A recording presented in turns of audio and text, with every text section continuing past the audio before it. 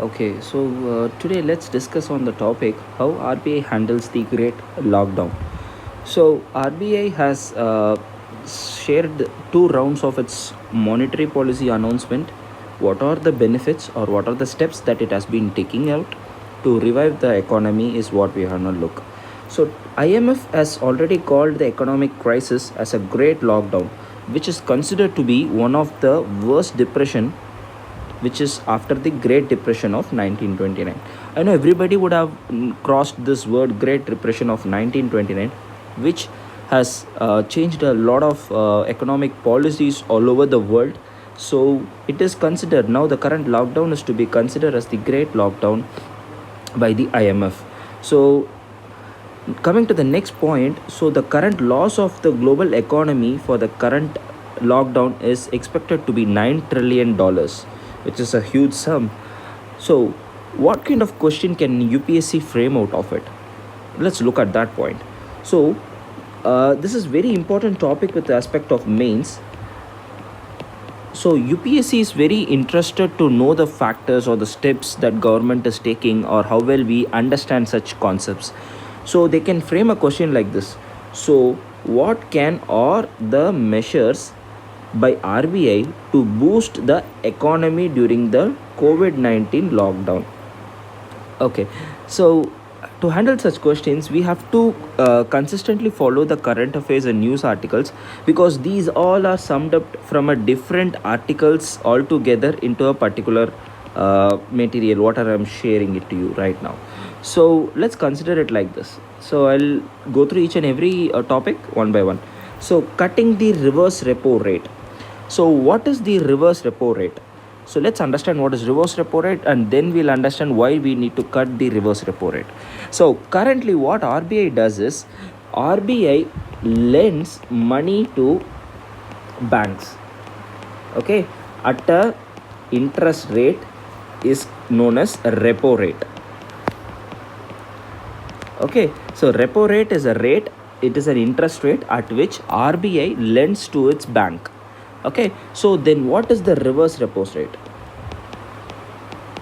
So reverse repo rate is nothing but the reverse of the repo rate. That is how banks park their money at RBI for interest. So let's understand what is it. So what happens is RBI to boost economy, it will start giving cheap loans to the banks. So that what banks does is they borrow at a cheap rate and they add among that rate with certain benefits or the profit what they need and they lend it to the customer. Let's consider like this. For an example, okay, let's bank has 10% or repo rate. Okay, bank gets loan at 10% as a repo rate. So repo rate is 10 bps they call it, that is base points. So that's how they deal with interest of banks. So it's not percentage, mostly it is called as base points.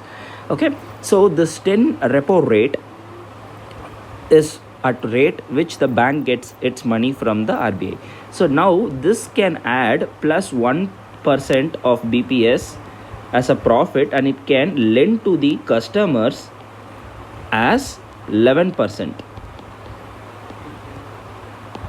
So such a move would customers will get cheap loans and they can infuse the liquidity or the currency into the economy to revive it. Okay, so now if you consider what is the problem, why are we cutting the reverse repo rate? Okay, so reverse repo rate is nothing but the rate at which the banks can park their money to the RBI. Now the banks act smart here. Okay, to revive the economy, the RBI usually reverses the repo rate. Okay, it means it will reduce the repo rate. But now banks are performing very clever methodology that they get more interest for keeping their money at RBI. That is, now the bank gets more interest compared to the repo rate for keeping their money at RBI. So this is one of the tool which RBI uses to suck the liquidity out of the market. So when inflation or the too much economy money is there in the market, so to suck the liquidity of money over from the market, RBI does such a reverse repo rate. It will increase the reverse repo rate. So what these banks will do is they'll think that we are getting more profit from the reverse repo rate, and they'll just join to the RBI's, they'll dump their monies whatever they have as a profit to RBI's custody, and they will get profit or interest out of those things. So now if you see, the reverse repo rate seems to give more interest rate than that of the repo rate, where it has to get the money from RBI, and also it requires more effort because it has to buy from borrow from RBI, and then it has to sell it to the customers or give cheap loans. Okay, so such things are very much critical at this point. So why did RBI do a cutting of reverse repo rate? So reverse repo rate, as I said, the banks have started being clever. Now RBI is planned to reduce this reverse repo rate. So what happens to the bank now? So once the reverse repo rate goes down, they are not getting any more profits from the interest by keeping its money in the RBI. So what it does, it will take back its RBI money and it will start giving loan to the customers, where it can get even more better interest, which means even more better profit. So that's why the stage is done, like RBI is cutting the reverse repo rate. So this is to increase the borrowing from the banks from RBI and lend to the customers at low interest rate to get more profit. Okay, so I hope this topic is clear. So next, the one of the actions what RBI did, or the steps which is taken by RBI, was targeted long-term repo rate. So RBI has announced the 50,000 crores as a liquidity to spend them on small and medium-sized NBFCs and microfinance institutions. So NBFCs is nothing but a non-banking financial company. You can just understand or keep it in a mind just like a chit fund, which is to be treated as one of the NBFC, or can be also taken as a micro funding institutions, microfinance institutions. So what it does, NBFC is, NBFC borrows the money from the bank, okay, for certain interest rate, plus adds its profit in some like say 6% interest rate plus 1% of profit. So it lends to the customers or companies at 7%. So when it gets interest from the company, say company A, it will repay it to the bank which it borrows at 6%. So it takes profit with this 1%. So NBFCs are the institutions which does banking operations but are not banking banks, in to explain much more. Okay, so now what is the problem with this NBFC? So I guess you guys would have crossed on this LF, this crisis which NBFC has recently get into. So what does that crisis mean? So that crisis, what happened was, this NBFCs, as I said, it will borrow from the bank and it will lend to a company. Now what happened was, it borrowed from a bank some money, say 50 crores, and it lent or invested, or it gave to a company which is investing the money into a long-term project. So what is this long-term project? Say for an example, you are constructing a highway. So this NBFC is buying the money from, or borrowing the money from the bank, and it is spending on the long-term projects like highway constructions. So it is a long-term projects. Why I'm telling, it takes time to build the road, maintain it, and then you establish a toll over the road, and then you collect the toll charge. Okay, so then what happens, this toll charge is used by the company who borrowed. It will pay to the NBFC in the whatever the amount it has borrowed, with the 7% of interest, as said earlier.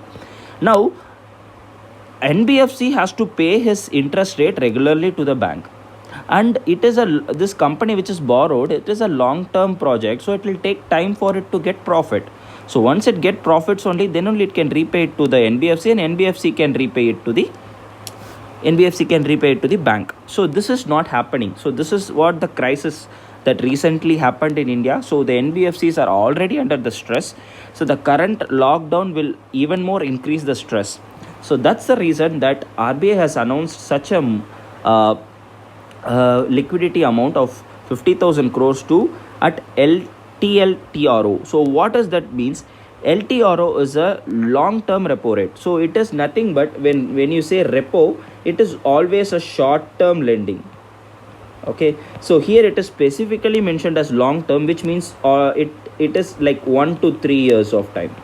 So in this 1 to 3 years of time, there will be no pressure that you have to pay everything at a single point. So you have a ample amount of breathing time to pay the loan back. Okay, so an RBI has done a great job here because it has directed the money directly to go to a particular sectors and particular institutions. So which means the money is not spent somewhere else instead of where it is required. So RBI has directed particularly to the institutions where the money is actually required. So this will infuse the liquidity, say 50,000 crore when it goes to the NBFC. NBFC will again start giving loans to the companies. Companies will again give it to the employees, and employees will work on that, and employees will get salaries and again spent by the employee to the market to buy groceries, and again the economy gets more liquidity. So it's one of such a move that RBI has taken. It's a welcomed move. And next is a credit to all India financial institutions. So credit is nothing but you are giving loan or putting some money into the all India financial institutions. What is all India financial institution? It is not a single institution like all India service like UPSC conducts IAS and all. So it's like it is an all India financial service or the financial institution which includes like NABARD, National Housing Board. So such kind of institutions are does the banking job. It means it lends to the customer, so it also requires money to lend. Okay, already the loans has been given. Now the economy is slowly slow down stage, so it needs more money. So it's doing such a economical change. So when this economy is also getting a 50,000 CR for all in like NABARD, National Housing Bank, so then what they do, they directly invest to the consumer at the rural sector. So what happens, this National Housing Board, what they do, they give loans for building house at the rurals. So when the rural customer gets the money, they can directly, these rurals are the people who doesn't save anything as a lot, but they spend everything what they earn for their day-to-day livelihood. So when you can directly infuse something, for an example a contract or a building constructor, consider it like him, so he gets money from the owner who is asking him to build the money. So he will get 500 rupees. So now this 500 rupees to that builder, he will definitely not put it in a bank. So he will spend this 500. Even you give him 5,000, he will spend it. Even you give him 50,000, he will spend it, because his needs are more for the livelihood. So such things are very much important to survive or to revive the economy back to normal. So that's why such a move has been done by the RBI. Next comes the LCR norms easing. So what is this LCR norms? LCR norms is nothing but liquidity coverage ratio. So what is this liquidity coverage ratio? So what happens, RBI has directed the banks to keep certain amount of the liquidity which it is the bank is responsible for. Say for an example, 20 people are putting deposits in a bank. So say 20,000 each.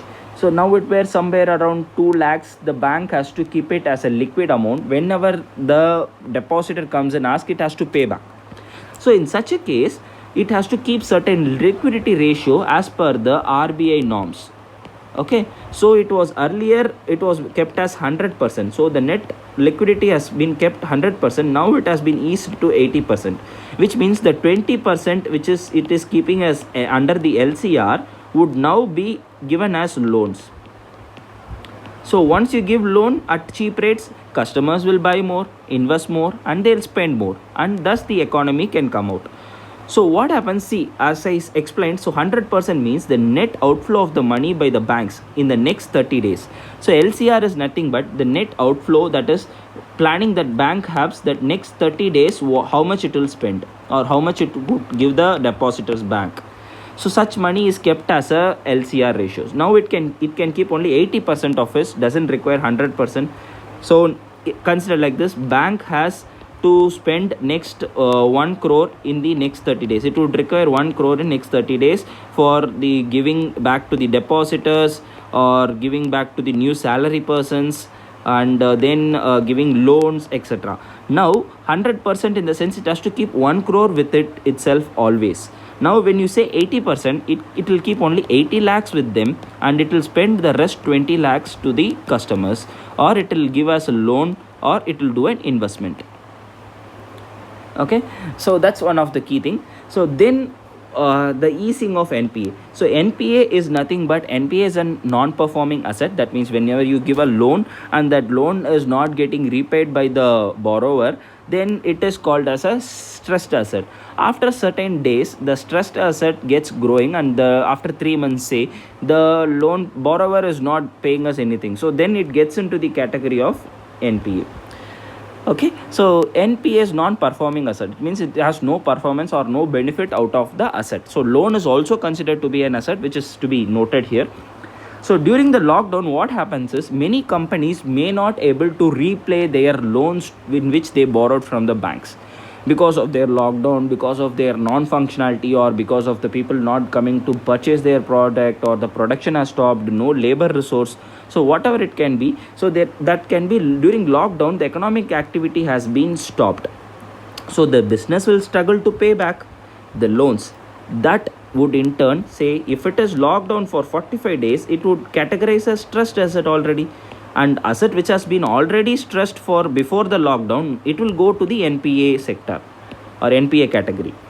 So what RBI wants to do here is, it doesn't want to calculate the NPA at this lockdown point, because the NPA say percentage would grow. I say earlier it was 10%, because of this lockdown it will go to 30%, so which is a huge increase. So RBI doesn't want such a thing, and doesn't want to get into the economy into such a position, so it has given one more year of extension for the calculation.